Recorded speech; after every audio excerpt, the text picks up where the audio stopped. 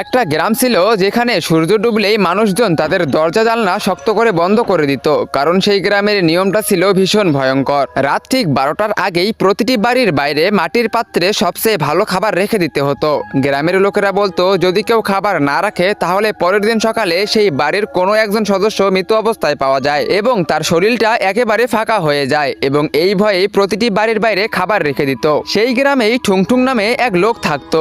এতটাই সে কিপটে ছিল যে কাউকে একদানা খাবার দেওয়ার আগে শতবার ভাবতো। কিন্তু একদিন রাতে একটা ভয়ঙ্কর চালাকি করলো। এক রাতে ঠুংঠুং গোল গোল পাথরের ওপর আটা মেখে তার উপর ঘিয়ের মতো হলুদ রং লাগিয়ে বাইরে রেখে দিল।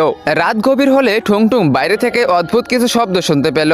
ভয় আর কৌতূহলের মাঝে সে ধীরে ধীরে উঠে জানালার কাছে গিয়ে বাইরে তাকালো। সে দেখলো একটা ছায়া ঝুঁকে বসে সেই খাবার চিবাচ্ছে। দৃশ্যটা দেখে তার গলা শুকিয়ে গেল। ঠুংঠুং এটা দেখে অনেক বেশি ভয় পেয়েছিল, কিন্তু হঠাৎ সেই ছায়াটা মুখ তুলে তাকালো। সে ছিল এক ভয়ঙ্কর মহিলা। তার মুখ ছিল পুরো সাদা আর তার চোখ সোজা ঠুংঠুংয়ের দিকে তাকিয়েছিল। পরের মুহূর্তেই সে এক ঝটকায় ঠুংঠুংয়ের সামনে এসে দাঁড়ালো। এই দৃশ্য দেখে ঠুংঠুং অনেক বেশি ভয় পেয়ে গেল এবং অজ্ঞান হয়ে মাটিতেই পড়ে গেল।